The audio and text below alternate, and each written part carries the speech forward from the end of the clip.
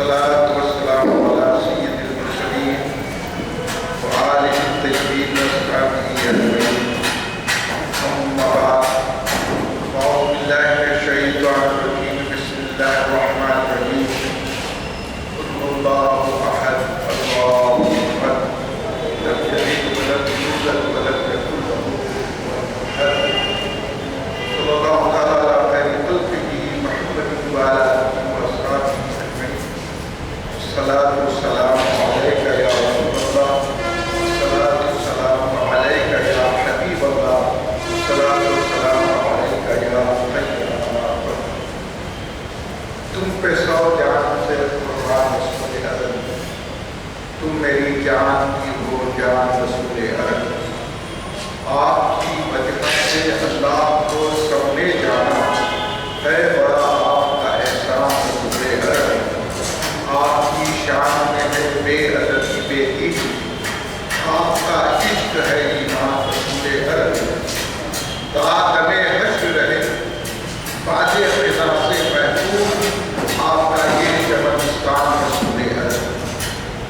بزرگان ملت، نوجوانان امت، برادران اہل سنت، آئیے آپ سب مل کر اپنے آقا و مولا سب بڑے عالم ہوئے مجسم شیخ شاہد شفیع المرسلین رحمت للعالمین خاتم النبیین سید الاولین والآخرین حضور سیدنا محمد مصطفیٰ احمد مصطفیٰ صلی اللہ علیہ وآلہ وسلم کی بارگاہ مقدسہ میں درود پاک کا نظارہ پیش کریں. پڑھیے درود پاک. اللہم صلی اللہ سیدنا مولانا محمد وعلی آلہ وصحبہ وسلم.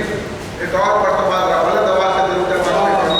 اللہم صلی اللہ سیدنا مولانا محمد وعلی آلہ وصحبہ وسلم. ایک اور مرتبہ نبی اور آل نبی کی بارگاہ میں درود پاک میں فرمائیے. اللہم صلی اللہ علی نبی صلی اللہ علیہ وسلم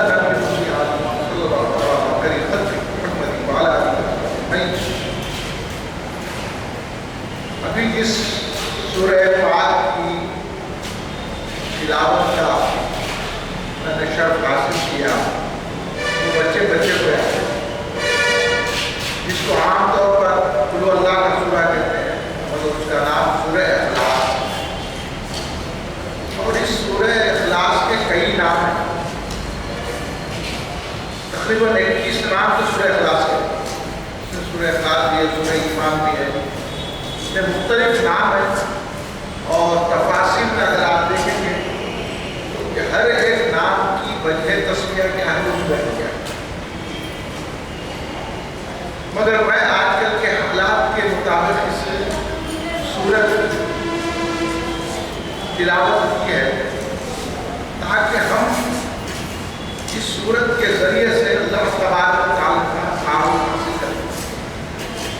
یہ سورت میں اللہ تبارک و تعالیٰ نے خود اپنا تعارف دیا کہ اللہ تبارک و تعالیٰ کو کیسا ماننا چاہیے، کیسا سمجھنا چاہیے، اللہ تبارک و تعالیٰ کیا ہے. اس کی وجہ یہ بتائی گئی ہے کہ شان نزول میں مختلف روایتیں آتی ہیں.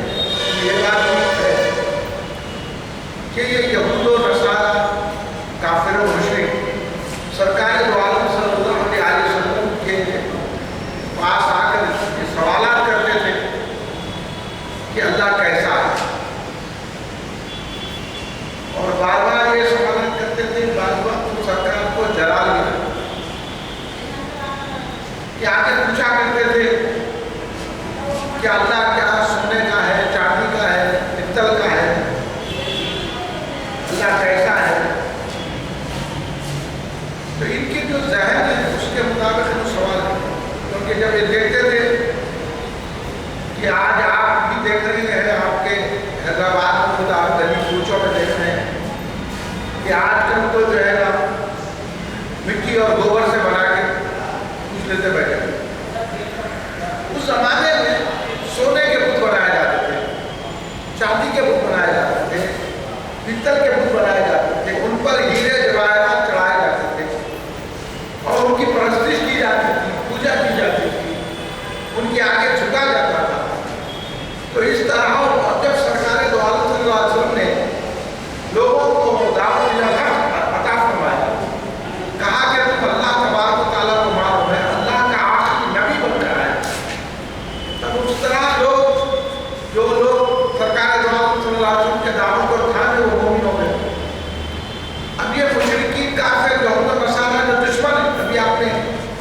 مولانا سے سوال فرمایا کہ کس کس طرح سرکار دو عالم صلی اللہ علیہ وسلم کی مخالفت کی جاتی تھی، کس طرح دشمنی کی جاتی تھی، کس طرح سرکار دو عالم سے آنے والوں کو بھٹکانے کی کوشش کی جاتی تھی۔ تو یہ یہودیوں کی، نصرانیوں کی، مشرکین مکہ کی یہ سازش ہوتی تھی کہ کوئی بھی توحید پرست نہ ہو، اللہ تبارک و تعالیٰ کو دینا۔ تو یہ مختلف سوالات اٹھاتے تھے اور سرکار دو عالم صلی اللہ علیہ وسلم کے پاس بھی آ کر ایسے سوالات کرتے تھے، کبھی کچھ کہتے تھے، کبھی کچھ کہتے تھے کہ اللہ کو کون بنایا، اللہ کو پیدا کون کیا، اللہ کو کیا کیسا ہے۔ تو یہ مختلف جو سوالات سرکار دو عالم صلی اللہ علیہ وسلم سے کرتے تھے کہ کیا اللہ سونے کا ہے، چاندی کا ہے، پتل کا ہے کیا، جو آپ کے اللہ کی طرف ہوگا۔ یہ اس زمانے میں آپ اور ہم بیٹھ کے آسانی سے بات کرتے ہیں، اس زمانے میں لوگوں کو سمجھانا مشکل تھا۔ وہ اتنے سوالات کر کے تو اب آپ اس سے اندازہ لگا لو۔ اب میں آپ کے سامنے کی بات کروں، اس زمانے میں اتنی مشکل ہوگی جب کہ جدھر دیکھو بت پرستی ہو رہی ہے، کعبۃ اللہ میں خود 360 بت بٹھا دیے گئے ہیں، ہر جگہ بتوں کے آگے جھکا جا رہا ہے، بت پرستی چھوڑ رہی ہے، اس کے آگے بھیڑ چڑھائی جا رہی ہے۔ تو لوگوں کے پورے ذہن، پورے عقیدے باطل خراب، معبودان باطل اللہ کو انتہائی جان سے زیادہ بچانے والے لوگ ایسے موقع پر ایسے سرکار دو عالم پر الہ واحد کی بات کر رہے ہیں، تب سمجھنا بڑا دشوار ہے۔ اور جو سرکار دو عالم صلی اللہ علیہ وسلم کے دامن سے وابستہ ہو جاتے تھے، ان کے لیے کتنی مشکل ہوتی ہوگی کہ ان کو سمجھانا کہ ان کے گھر پہ خود بیٹھے ہوئے ہیں اور گھر کے پورے لوگ پتروں پہ چڑھاوے چلا رہے ہیں، ان کی پرستش کر رہے ہیں۔ تو کتنا مشکل تھا، کتنا مشکل کام تھا۔ اب آپ کی تھوڑی توجہ کا میں بیان کروں گا، جیسا کہ آج کل ہے، آج کل ہمارے جو ماحول میں ہم گزر رہے ہیں، اب آپ بتائیے کہ اب ہم جو ہے ہمارے سامنے والے، ہمارے رشتے دار جا کے باتیں کدھر مل جاتے ہیں، ہمارے گھروں میں دوسرے لوگ آ جاتے ہیں، ہمارے اطراف میں ہے، تو اب ہم کیسا پروگرام کریں تو جانے سے چھوڑو گا نہیں، یہ تو ہے وہ بھی اکثر نماز تو پڑھنے نہ ہوگا ایسا، تو وہ ماحول کتنا اور سخت ہوگا۔ یہاں ہم جان کے پوچھ کے علم رکھ کے اور سرکار دو عالم کو جانتے پوچھتے ہم سلام کرتے، ہم خود یا رسول اللہ بولتے، لیکن کوئی سامنے ہمارا آیا تو کانپتے، جواب دے دیتے، برا بات کرتے۔ اب آپ بولو جس کا ماحول ہی وہ تھا، اب ایسے دور میں توحید کی بات سرکار دو عالم صلی اللہ علیہ وسلم فرما رہے ہیں، تو جو ایمان لائے ان کے لیے کتنی مشکل تھی، ان کو سمجھانا کتنا مشکل تھا، ماحول سے نکلنا کتنا مشکل تھا اور ان سے بچنا کتنا مشکل تھا۔ وہ ماحول کو آپ تصور میں لائیے، یہ ماحول کچھ بھی نہیں ہے۔ اب ہم کیا بولتے نا کتنوں سے لڑ لیں گے بھائی، تو اس زمانے میں صحابہ کرام کتنوں سے، پھر وہاں جانتا بھی خوف تھا، وہاں جس کو جانتا بولتا تھا مسلمانوں کو ویسے تکلیفیں دیتے تھے، آپ کو کوئی تکلیف دینے والا نہیں ہے، آپ کی روٹی اور روزگار چھیننے والا کوئی نہیں ہے، تو آپ برابر کر رہے ہیں، ایسا ہے میں ایسا ہے، پھر بھی نماز تو پڑھتے نہ ہوگا، داڑھی تو رکھتے نہ ہوگا، قرآن تو پڑھتے نہ ہوگا، ایسے ہیلے ہمارے کر رہے ہیں۔ وہاں تو ماحول ہی کچھ نہیں تھا، وہاں تو صرف دشمنی ہی دشمنی تھی۔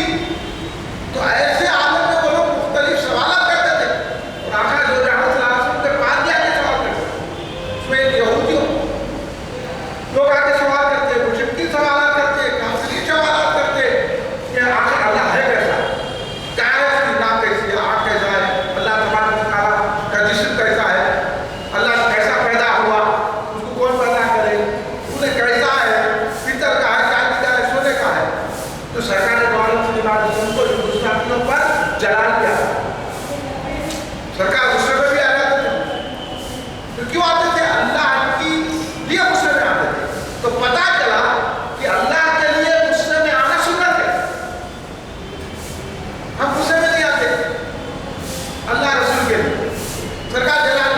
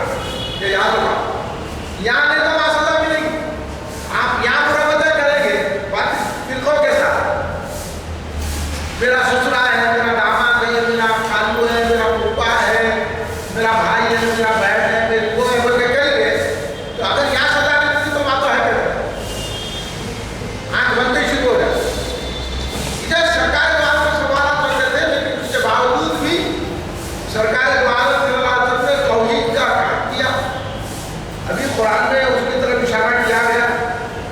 ابھی مولانا نے بتایا، شاید آپ توجہ دیے نہیں کہ یہاں تک کہ اللہ تبارک و تعالیٰ کہہ رہا ہے کہ میں آپ کو ان کی شرارتوں سے محفوظ رکھوں گا.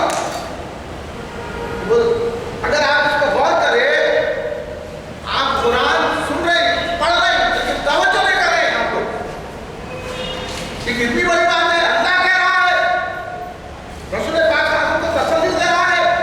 تو بولو سرکار کے دل کو یہ لوگ کس قدر پریشان کرتے تھے، سرکار کو کس طرح جو ہے دشمنی کرتے تھے، سرکار کے دل میں کیسی کیسی باتیں لاتے تھے یہ لوگ، سرکار کو کیسے جلال میں لاتے تھے. تو اللہ کو بولنا پڑ رہا ہے. سرکار کیسا کبیدہ خاطر ہو جاتے تھے، سرکار کو کیسے دلی کی تکلیف پہنچتی تھی، اس کا اظہار آپ مان لو. اس لیے اللہ کہہ رہا ہے، اے حبیب آپ پہنچا دیجیے ان کو، آپ بتا دیجیے ان کی شرارتوں کی، ان کی بولیوں کی، ان کی گستاخیوں کی.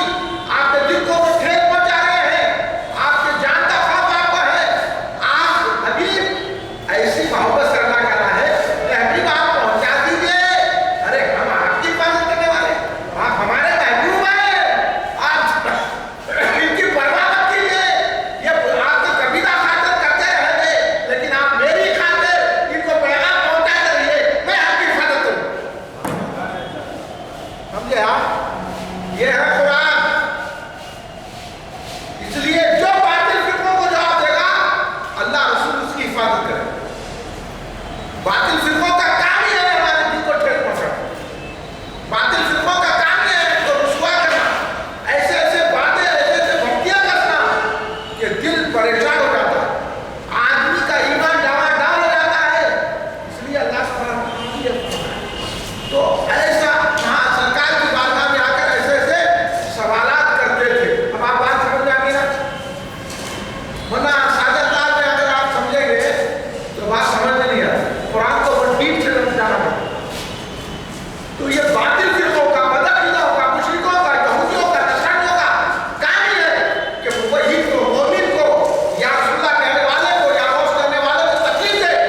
اور یہ یا غوث کرنے والے، یا رسول اللہ کہنے والے، اللہ بنانے والے ان تکلیفوں کو سہتے ہوئے ان کو جواب دے اور اپنا پیغام برابر پہنچاتے رہے، تو اللہ کی حفاظت کرے.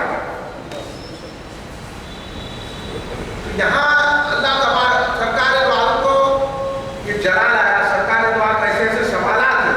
تو اللہ نے جب یہ سورہ اخلاص نازل کی اور خود دیکھا، اللہ نے خود، اے حبیب آپ کہہ دیں، آپ کہہ دیجیے کہ اللہ ایک ہے، وحدہ لا شریک لہ. میں گزشتہ سورہ اخلاص کے بارے میں کچھ آپ کو سمجھا چکا ہوں، لیکن آج دوبارہ اس بات کو شأن نزول کے کیا ہے وہ میں آپ کے سامنے رکھنا چاہ رہا تھا. اس لیے پھر میں نے سورہ اخلاص کی تلاوت کی کہ اس میں اللہ تبارک و تعالیٰ کا اور تمام مشرکین کا، یہود اور نصارہ کا اس سورہ میں جواب دیا گیا. اس کو سورہ ایمان بھی کہتے ہیں. اس واسطے یہ سورہ کو بار بار پڑھا جاتا ہے تو اپنے ایمان میں تر و تازگی ہوتی ہے. سورہ اخلاص جو بار بار پڑھتا ہے اس میں وہ اللہ تبارک، تو یہ موقع ایسا ہے، آج اور کل کا موقع ایسا ہے کہ سورہ اخلاص کی تلاوت کریں. کیونکہ یہاں آپ جگہ جگہ دیکھ رہے ہیں تو اس ماحول سے ہمارے بھی متاثر ہونے کا خدشہ ہے. اب ہماری نسل، ہمارے بچوں کو اگر یہ بات نہیں معلوم ہوگی تو ہم بولتے ہیں تو کیا ہے ان کا، ہمارے تو ہے نا بھائی لا اکراہ فی الدین، ایسے بولنے والے ہوتے ہیں، دین میں جوانی ہے ان کا نہیں جان. بات تو ایسے استقبال کر رہے ہوتے، شرک کا استقبال کر رہے. بعض اوقات ان کے لڈو بھی کھا لے رہے، پیڑے بھی کھا لے رہے، بعض اوقات جا کے ان کے پوجا پاٹ کا بھی کھا لے رہے. تو ان ساری چیزوں سے جو رک جاتا ہے وہ ہوتا ہے. اور ان چیزوں کو برا سمجھنا اور توحید کے بغیر سمجھنا اور اللہ کی توحید پر ہم قائم رہنا، تو سورہ اخلاص کی تلاوت زیادہ ہے. اس لیے سرکار دو عالم صلی اللہ علیہ وسلم نے فرمایا کہ ایک مرتبہ جو سورہ اخلاص کی تلاوت کرتا ہے اس کے تہائی قرآن پڑھنے کا ثواب ہے. یعنی کیا مطلب ہے؟ یعنی 1/3 قرآن آپ نے پڑھا. تو اس طرح 3 مرتبہ جو سورہ اخلاص کی تلاوت کرتا ہے اس کو ایک قرآن پڑھنے کا ثواب ملتا ہے.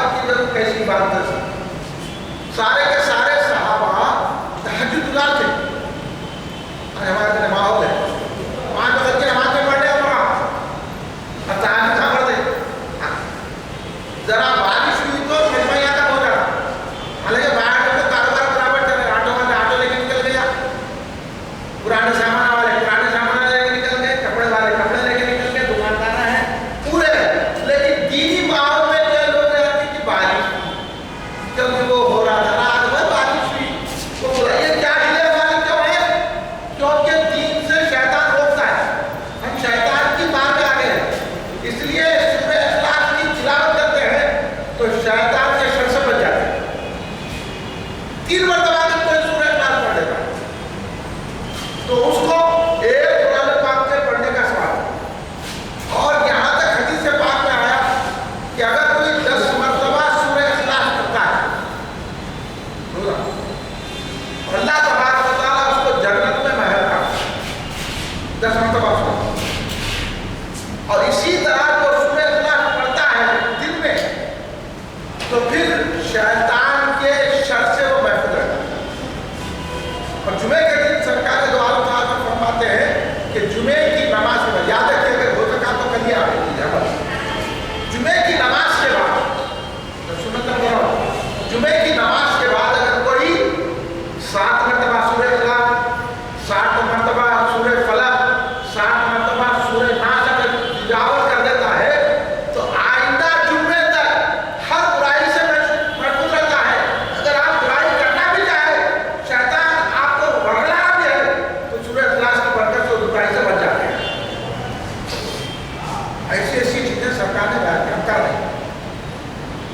ہم اپنے بچوں کو یاد دلا رہے ہیں پڑھو جمعے کے دن سورہ، اس لیے سورہ اخلاص کی ایسی تلاوت سرکار صلی اللہ علیہ وسلم خود فرماتے ہیں۔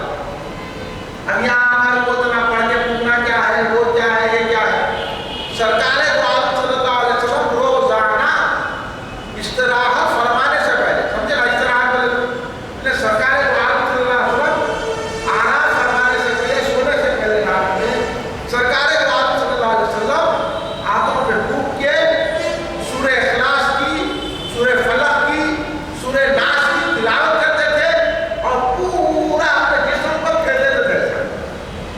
اب آپ ایسا کریں تو لوگ بولتے ہیں کہ یہ کیا اس سے کیا ہوتا ہے کہ سرکار کی سنت ہے معلوم ہے لوگوں کو بہت سارے، اور بعض لوگ اس پر یقین نہیں رکھتے دم کرنے پر پھوکم پاکی پہ تو کیا مسخرہ بنا کرتے۔ یہ مسخرے والی کی بات نہیں ہے، کچھ لوگ اس کو دھندا بنانے وہ الگ بات ہے، لیکن یہ بات حقیقت ہے کہ کلام الہی پڑھ کے اگر اپنے جسم پہ پھونک لینا یہ رسول اللہ کی سنت ہے۔ سرکار بتا کرتے اور بعض روایت میں آ کے جو سورہ اخلاص پڑھ کے پھونک لے دم کر دیتا ہے تو پھر شیطان اس کو دن بھر رات میں پڑھا تو رات میں دن بھر شیطان سے محفوظ رہتا ہے۔ سرکار دو عالم صلی اللہ علیہ وسلم ایک مرتبہ صحابہ اکرام کی جماعت کو سریہ کو بھیجے۔ سریہ کو معلوم ہے کوئی کافروں سے مشرکوں سے لڑنے کا چھوٹی جمہوری سریہ کہتے ہیں۔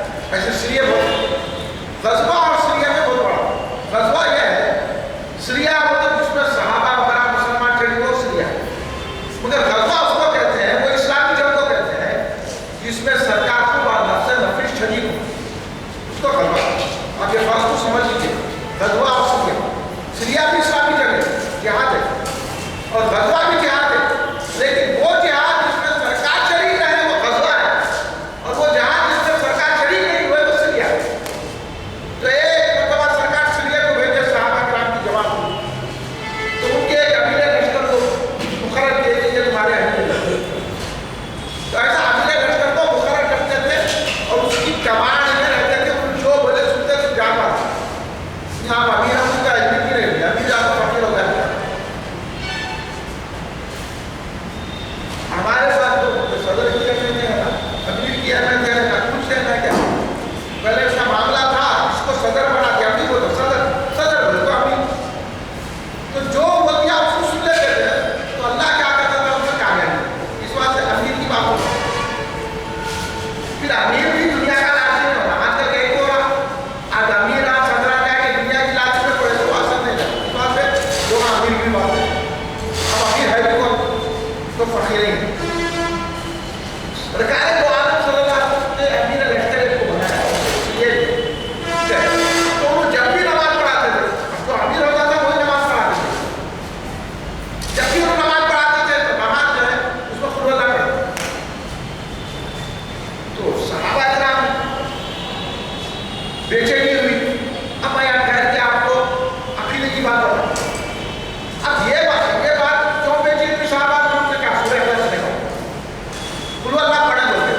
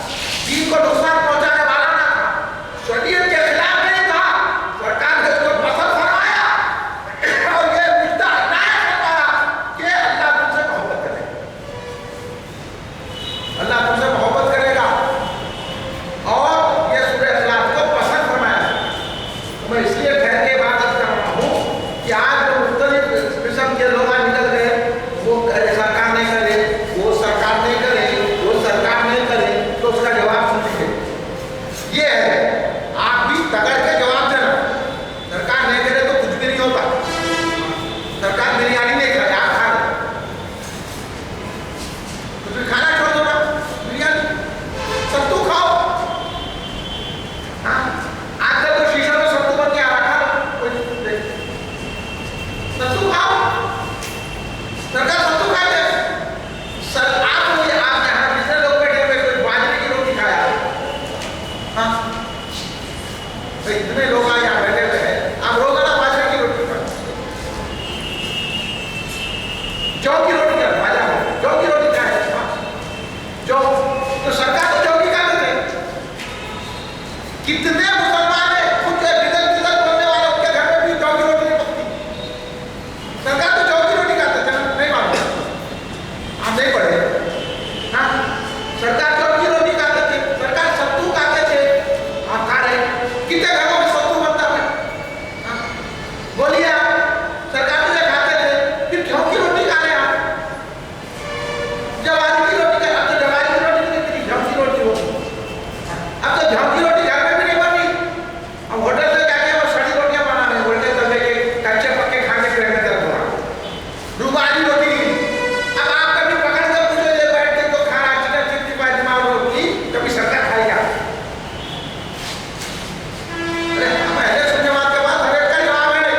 دیکھو وہ صحابی نے مجھ سے عمل کیا کیونکہ وہ سورہ اخلاص ہے، اللہ کی اس میں صفت ہے، تو ان کو اللہ سے محبت ہے، تو اللہ کی صفت کو بار بار وہ اپنے دل میں بات آئی، وہ عمل کرنے لگے. نہ سرکار سے پوچھے نہ سرکار کا حکم تھا، لیکن سرکار نے ان کے اس عمل کو تصدیق کر کے بتا دیا ایسا عمل جو کریں گے وہ اللہ اور رسول کو پسند ہے، چاہے حکم ہو نہ ہو. اگر عمل کرتے ہیں تو اللہ ان سے محبت کرتے ہیں. اب ہم فاتحہ دیتے ہیں، اس میں بولو کیا ہے؟ سورہ فاتحہ ہے، سورہ اخلاص ہے، درود شریف ہے. بولو آپ اس میں کیا کام خراب ہے، کیا برا کام ہے؟ آپ غور کرو نا. انہوں نے بول دیا بدعت ہے، پھر ٹنڈورا لے کے پیٹنا شروع کر دیا، بدعت ہے فاتحہ، بدعت ہے فاتحہ، بدعت ہے فاتحہ. کہیں بدعت ہے؟ سورہ اخلاص پڑھنے والا کہ تو برکتیں ہیں، سورہ فاتحہ پڑھنے میں برکتیں ہیں، درود شریف پڑھنے میں برکتیں ہیں، تو کس کو بدعت بول رہا ہے؟ برکتوں کا خیال نہیں، رحمتوں کا خیال نہیں ہے. ہاں اب یہاں تو میں سمجھتا ہوں جیسا سرکار دو عالم نے ان کو یہ بشارت عطا فرمائی کہ اللہ تم سے محبت کرے گا. میں تو یہ سمجھتا ہوں حدیث سے میرے کو یہ بات سمجھ میں آ رہی ہے کہ بڑے بڑے اولیاء اللہ نے بھی یہی فاتحہ دی، اللہ کے محبوبوں نے فاتحہ دی. تو اب میری بات یہ سمجھ آئی حدیث پڑھنے کے بعد کہ جو فاتحہ دے گا اللہ اس سے محبت کرے گا.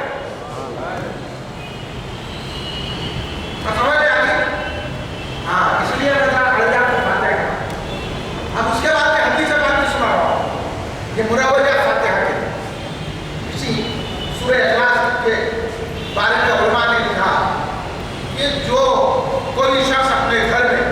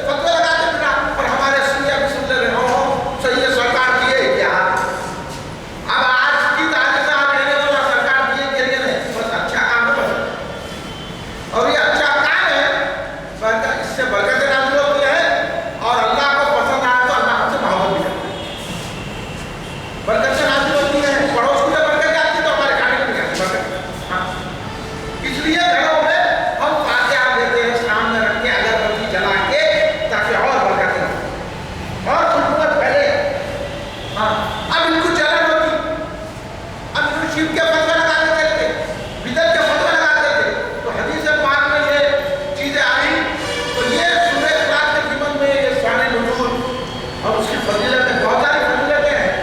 میں چوندہ فضیلتیں آپ کے سامنے اس لیے پیش کر رہا ہوں کہ آج کے دور میں ہر بات کو یہ شرک ہے، یہ بدعت ہے، یہ فتوے جو لگا رہے ہیں یہ سراسر غلط ہے. شرک یہ ہو رہا ہے ہندو جا کے استقبال کر رہے ہیں، ان کے منڈپوں کے پاس بیٹھ رہے، ان کے لڈوا کھا رہے، انہوں تقسیم کھانا دیے تو کھا رہے، یہ کچھ کا عمل ہے. اور آج ایک دھوکہ باز شرک والے کہتے ہیں آپ کو کیا ہونا چاہیے. میں بار بار اس بات سے بول رہا ہوں کہ آپ کو ذہن میں بیٹھ جائیے کہ وہ آیتیں لا کر کے اللہ تبارک و تعالیٰ سارے گناہ کو معاف کرے گا لیکن شرک کو معاف نہیں کرے گا.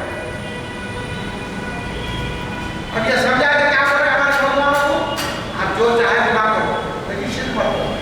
بلکہ گناہ کر رہے ہو، شرابہ پی رہے ہیں، جوئے کھیل رہے ہیں، چکے بازی کر رہے ہیں، زنا کر رہے ہیں، پولیسوں کے پیچھے بھاگ رہے ہیں، ہمیں تو زیادہ برا پڑتا ہے کیونکہ ان کی حرکت ہے ویسے. جو چاہے کرے، گاڑیاں رکھ لے کے، نمازاں پڑھ لے کے، ٹانگا چھین کے، شرک نہیں کرے. تو شرک کیا ہے جب پوچھو تو انہوں کیا کرے، معلوم درگاہ پہ جانا چاہیے، وہاں منڈپ کے بعد جا سکتے مگر درگاہ پہ جائے تو شرک، یا آپ بولے تو شرک، یا خاجہ پہ تو شرک. ادھر شرک ہے اور ہمارے گھر شرک نہیں ہے. ابھی لوگ بولے نہیں درگاہ کو جا کے لوگ سجدے کر رہے ہیں، وہاں سجدے نہیں کر رہے، ہم درگاہ کو چوم رہے ہیں. نہیں تو چومنا کیسے شرک ہوا.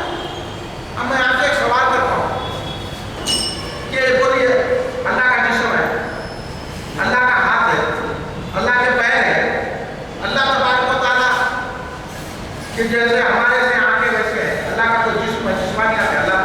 اللہ ان تمام حوادث سے پاک ہے، تمام چیزوں سے پاک ہے. اس بات سے اللہ کو سمجھ ہے.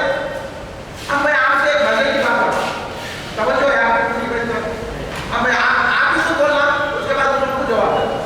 آپ ایک بات کرو کہ اللہ کا جسم ہے، جسمانیات، اللہ جسم سے پاک، اللہ جو ہے نا ہاتھ پیر سے پاک، اللہ پوری بچوں سے پاک، اللہ نہ کسی سے جمع کرنا کوئی اس کو جل سکتا ہے، اللہ کا نہ کوئی جوڑا ہے نہ کچھ ہے.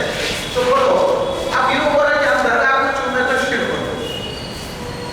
بول رہے ہیں، ہم درگاہ کو جا کے چومے، بابا جا کے پاس جا کے ختم ہو سکتے، یسو بابا رحمۃ اللہ علیہ بارے کے بندہ سرکار کے پاس جا کے اب لوگ وہ سارا کرنا چاہتے ہیں چوم سے. تو چومنا تو شرک کا ہوتا اللہ کے عبادت کرنے سے دوسرے کی عبادت اس کو قابل عبادت کرنے تو ہوگا. اب میں آپ سے پوچھتا ہوں اللہ کو چوم سکتے کیا؟ بولیے چومتے گئے کچھ نہیں چومتے، اب ٹیبل ہے تو چومیں گے. اب اللہ کا جسم بھی نہیں ہے اس کو چومتے گئے تو اللہ کے ہاتھ ہے تو چومیں گے، اللہ کا ہاتھ ہے. بولیے اللہ کو کوئی چوم سکتا، بولیے نا بھائی، اللہ کو چوم سکتا، بات صحیح ہے، پکی ہے نہیں ہے، اللہ کو چوم نہیں سکتا. ہاں اور جس کو چومے وہ اللہ ہو نہیں سکتا. نہیں، اللہ کو کوئی چوم ہی نہیں سکتا اور اس کو چوم سکتے جو اللہ نہیں ہے. تو ہم جب چوم کے درگاہ کو بتا رہے ہیں اللہ نہیں ہے، اللہ کو کوئی چوم نہیں سکتا اور ہم جس کو چوم رہے وہ اللہ ہو نہیں سکتا. سمجھ میں آ گئی بات؟ سمجھ میں آئی نہیں آئی؟ اللہ کو کوئی چوم نہیں سکتا اور جس کو چومتے وہ اللہ ہو نہیں سکتا. اب حضرت صاحب کو چومتے وہ اللہ ہے کیا؟ تو جس کو چومتے وہ اللہ نہیں ہوتا، اس لیے ہم سے شرک نہیں ہوتا، تم سے شرک ہوتا. تم بول رہے اللہ کو چوما جا سکتا ہے، ہم نے بول رہے اللہ کو کوئی نہیں چوم سکتا.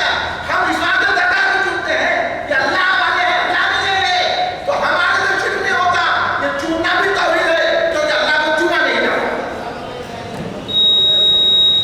سمجھ نہیں آئی بات؟ ہاں اب سمجھ میں آئی نا بات؟ تب اس میں قائم رہو. اللہ کو نہیں چوم سکتے، جس کو چومتے ہوئے اللہ نہیں ہوتا. ہاں تو ہم چوم کے بتا رہے ہیں وہ اللہ نہیں ہے، اس لیے ہم چوما چاٹی کرتے ہیں. اس لیے ہم چومتے ہیں تاکہ لوگوں کو بتاتے ہیں کہ ہم، کیونکہ آپ کو معلوم ہے حضرت عیسیٰ علیہ السلام نے معجزات دیکھ کر ان کو اللہ کا بیٹا بنا دیا. حضور علیہ السلام کو اللہ کا بیٹا بنا دیا.